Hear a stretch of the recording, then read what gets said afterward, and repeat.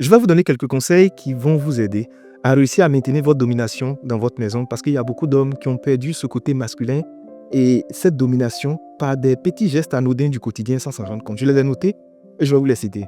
Cher homme, ayez une place précise dans votre maison. Oui, il doit avoir un fauteuil, il doit avoir un siège, il doit avoir une position stratégique où c'est reconnu de manière nationale, internationale que c'est la place de papa, c'est la place de monsieur, personne ne s'assoit là-bas. Il vous faut ça. Un fauteuil, un siège dans la maison. Très souvent, ce siège est positionné, on voit la porte, on voit tous les angles de la maison. C'est un endroit, quand papa n'est pas là, personne ne s'assoit là. Si vous recevez des invités à la maison, qu'il n'y a plus de place, donc ça s'assoit par terre. Ça, c'est la place du chef, personne ne s'assoit là. Ça permet de pouvoir imposer une certaine domination, une certaine hégémonie, un certain contrôle, qui est à la fois physique et à la fois spirituel.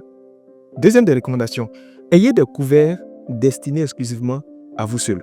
Dans la maison, pour votre mari, il doit avoir des assiettes, des cuillères, des verres, exclusivement pour lui. Personne ne boit là-dedans, personne ne mange là-dedans. S'il n'y a plus d'assiette, ils n'ont qu'à manger à terre. Mais personne ne doit utiliser ça. Et si madame ne paye pas, vous-même, vous allez vous acheter, vous déployer dans la maison. Et puis personne n'utilise ça, c'est à vous de manière exclusive. Troisième conseil, dans la chambre, quand vous dormez, dormez toujours en face de la porte. N'allez pas vous coucher derrière, puis madame est devant, non. Vous vous couchez devant la porte. C'est une forme de responsabilité physique et spirituelle. Tout ce qui rentre physiquement ou spirituellement dans la maison, c'est vous qu'on croise d'abord. C'est ça.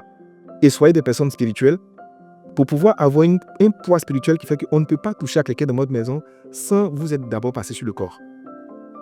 On ne dort pas partout comme on veut.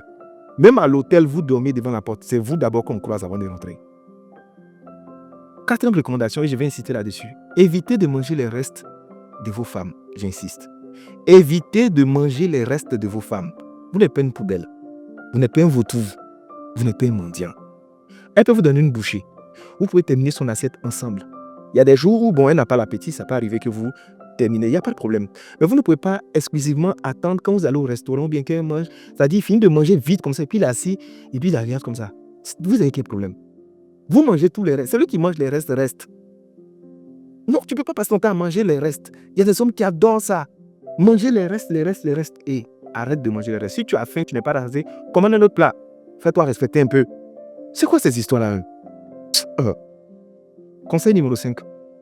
Exige qu'on te serve toujours en premier. Femme, servez votre mari en premier. Si vous le respectez, vous le considérez, servez-le en premier et servez-le bien. Il y a des morceaux dans la sauce, c'est réservé exclusivement à votre mari. Vous avez fait poulet. Bon, on regarde dans la sauce, on ne voit ni les cuisses, ni les ailes, on voit le dos. Mais il va te donner d'où un matin. Je dis, il y a des morceaux, c'est destiné à toi. Et tu dois les exiger. Quand tu sais, c'est ton mari en priorité. Si elle veut se cacher dans la cuisine pour manger ce qu'elle veut. Mais quand on te sert, on doit te servir en priorité et puis on doit te servir des bonnes choses. C'est tout ça, c'est un détail qui montre le chef. Tu sais, une femme qui conteste ton leadership, ça se voit de la manière qu'elle te sert. Souvent, elle sert les enfants plus que toi, souvent, elle se sert mieux que toi. Et puis toi, en fait, elle te néglige d'une certaine manière. Il ne faut pas accepter ça. Le point numéro 6. À des événements, n'acceptez pas qu'on prenne votre place. C'est-à-dire, on arrive à un événement, il y a un siège où mon nom est inscrit là-dessus, et puis devant moi, on enlève le nom, ou bien mon nom est là, et puis il y a une autre personne qui s'assoit là. Non. Vous savez, souvent, il y a des choses dans la vie qui vous sont destinées et que vous n'arrivez jamais à les expérimenter parce que vous êtes habitué à laisser les gens prendre votre place. Si je suis absent, prenez ma place. Si je suis là, je vais prendre ma place. Si je suis arrivé en retard, je peux comprendre que la personne soit assise avant. Bon, on ne va pas laisser la place vide non plus. Mais je ne peux pas être là et puis ils vont donner. Non, je ne veux pas. Je ne veux pas. Ma place, c'est ma place. Je vais m'asseoir là. Autre conseil qu'il vous donne. Ne permettez jamais aux gens de vous doubler gratuitement comme vous êtes dans la file. On est en train de faire le rang. Tout le monde attend. Et puis il y a quelqu'un qui quitte derrière, qui passe devant vous et vous le laissez faire. Non. Non, non, non, non. Tu passes devant moi, je repasse. Ou bien je t'engueule pour que tu te retournes. Mais je ne vais pas me laisser faire. Dès que tu passes devant moi, il mélange le rang. On est dans le rang, il y a embouteillage. Nous tous sommes en train de patienter. Toi, tu n'es pas ambulance. Tu n'as aucune... Il n'y a pas de pression. Nous tous sommes à la maison. Tu sors du rang et puis tu prends la voie opposée. Maintenant, comme il y a un véhicule qui vient devant, tu veux mettre un coup de pression pour que tu te laisses passer. Il ne te laisse pas passer. Moi-même, où on me dépasse même pour rien, là, il ne te laisse pas me dépasser. C'est comme ça. Conseil numéro 8. Ne permettez pas à une autre femme de servir votre mari à un événement. Si c'est son rôle, on peut comprendre. En fait, c'est elle qui est dans le service, c'est elle qu'on peut comprendre. Mais une femme pour rien comme ça, vous êtes là. Eh, monsieur, je vous sers. Non. C'est mon mari, c'est moi qui le servis. Et puis tu te lèves, tu vas servir ton mari, tu lui donnes. C'est comme ça on fait. Ne permettez pas à un autre homme de jouer les galants, les intéressants sur votre femme devant vous. Il y a des gens, on leur fait ça et puis ils laissent. C'est quand il te voit, lui veut se jouer les intéressants. Il commence à se jouer les romantiques. D'une manière, il va tirer les chaises, il commence à faire des compliments. Et devant moi, mais je vais te recadrer. Je ne vais pas attendre. Parce qu'il y a deux personnes qui attendent et puis après, ils vont faire parler à la maison. Mais on était là-bas, là. Et tu as vu comment il t'a parlé? Et il est devant moi, il règle son cas. Frère, merci pour tes compliments, mais ferme ta gueule maintenant, quoi. Laisse-la tranquille. Arrête de faire le gentil, ça ne te concerne pas. Il y a des gens qui s'amusent avec.